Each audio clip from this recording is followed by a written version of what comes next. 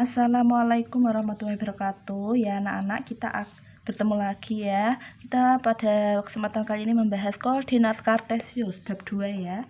Nah ini akademinya apa? Menjelaskan kedudukan titik dalam bidang koordinat kartesius yang dihubungkan dengan masalah kontekstual.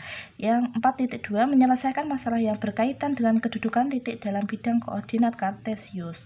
Nah sebelumnya pengertian koordinat kartesius itu apa? Dua sumbu yang saling tegak lurus antara satu dengan yang lain. Nah, di sini sumbu horizontal atau mendatar kita namakan sumbu X, sumbu vertikal atau tegak kita namakan sumbu Y, titik asal atau titik nol kita namakan titik potong sumbu X dan sumbu Y.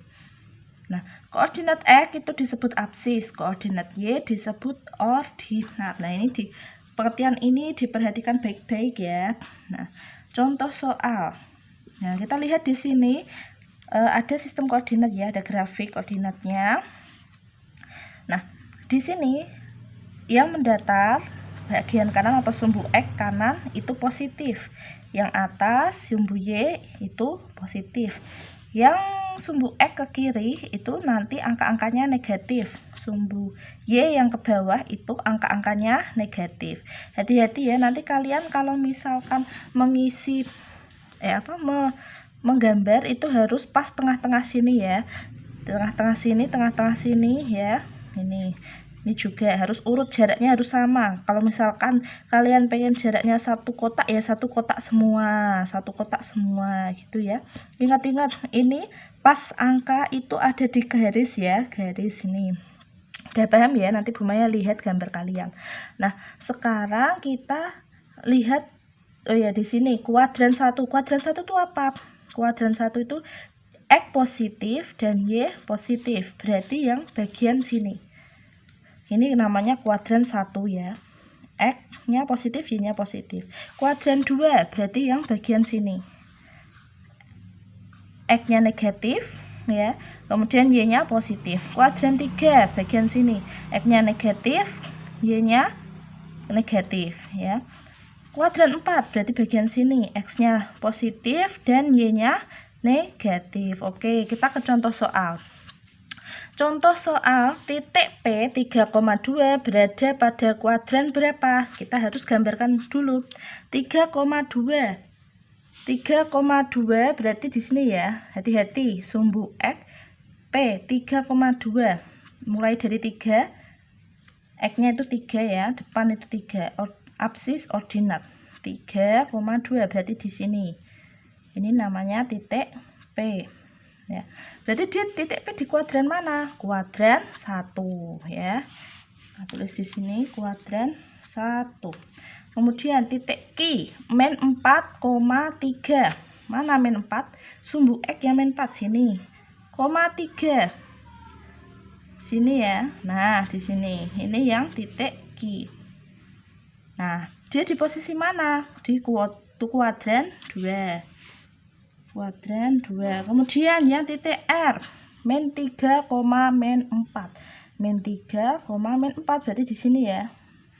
Bu, itu saya garisi tidak apa-apa, Bu. Tidak apa-apa. Ini digarisi gini. Digarisi gini juga enggak apa-apa ya.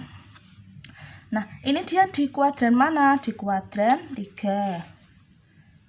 Nah, kemudian 6, yang S, titik S, 6, negatif 2. 6, negatif 2. Berarti sini ya, sumbu X-nya 6, Y-nya negatif 2. Nah, ini di kuadran berapa? Di kuadran 4. Nah.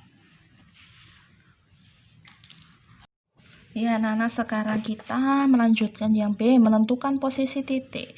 Yang pertama, posisi titik terhadap sumbu X dan sumbu Y. Nah, sekarang kita lihat halaman 16 ya. Dari contoh koordinat kartesius di samping dapat ditulis posisi-posisi titik sebagai berikut. Titik A berjarak 6 satuan terhadap sumbu X dan berjarak 2 satuan terhadap sumbu Y. Kita lihat di sini titik A. Apakah benar tadi berjarak 6 satuan terhadap sumbu X? Kita lihat dari garis sumbu X ya. 1, 2, 3, 4, 5, 6. Ada 6 ya, betul. 6 satuan terhadap sumbu X. Kemudian yang sumbu Y. Dari titik sini Kita hitung 1, 2. Ya, betul. Dia berjarak 2 satuan terhadap sumbu Y. Nah, sekarang yang B. Titik B berjarak berapa satuan terhadap sumbu X? Kita lihat B-nya itu di sini ya. Nah, sekarang dari sumbu X berarti kita lihat dari garis yang datar ya. Ini sumbu X. Tuh, kita hitung per kotaknya 1, 2, 3, 4, 5. Nah, berarti kita tulis di sini dia berjarak 5 satuan terhadap sumbu X, kemudian berjarak berapa terhadap sumbu Y? Kita hitung 1, 2, 3, 4, 5. Ya, dia berjarak 5 satuan terhadap sumbu Y. Oke, sekarang yang C. Titik C berjarak berapa satuan dari sumbu X? Dari garis yang X ya mendatar. Hitung kotaknya 1, 2, 3. Ada 3 satuan terhadap sumbu X. Kemudian berjarak berapa dari terhadap sumbu Y? Yaitu 1, 2, 3, 4. Berjarak 4 satuan terhadap sumbu Y. Sekarang yang D. Ya, yang D itu berjarak terhadap sumbu X itu berapa? Kita hitung di sini. D ya, di sini ya. Berarti 1, 2, 3, 4, 5, 6. Ya, berjarak 6 satuan terhadap sumbu X. Sekarang yang sumbu Y, berapa kotaknya itu? Dihitung dari sini ya. Perincian di sini tadi 1, 2, 3, 4, 5. Berarti berjarak 5 satuan terhadap sumbu Y. Nah, diingat-ingat, Bu, ini kan negatif ya koordinatnya. Kenapa kok jaraknya nggak negatif, Bu? Lah, hati-hati ya. Jarak itu tidak ada yang negatif ya. Pasti dia selalu positif. Kalau koordinat berarti dia bisa negatif karena di sini kan ada yang negatif, ada yang positif. Seperti itu. Ya, sekarang kita ke contoh soal titik koordinat ya, biar kita tahu bedanya dengan jarak. Kalian jangan sampai terkecoh kalau ada soal. Nah, di sini kita lihat koordinat titik A adalah berapa koordinat titik A. Nah, titik A itu kita lihat di sini, dia sumbu X-nya. Ingat-ingat ya, diawali dengan sumbu X, kemudian sumbu Y. Nah, koordinat itu seperti itu. Lihat di sumbu X-nya itu angkanya berapa? Yang A, 2. Di sumbu Y-nya koordinatnya berapa? 6. Titiknya 6. Berarti koordinat titik A 2,6. Sekarang yang koordinat titik B. Titik B di sumbu X-nya itu 5. Di sumbu Y-nya itu berapa? Titiknya ada di 5. Berarti 5,5. Yang C, titik C itu di sini.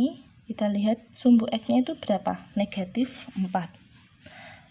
Kemudian yang sumbu Y-nya berarti berapa di sini? Di angka 3 ya, di titik 3. Jadi min 4,3. Yang koordinat titik D berarti ini negatif 5. Kemudian yang Y 6.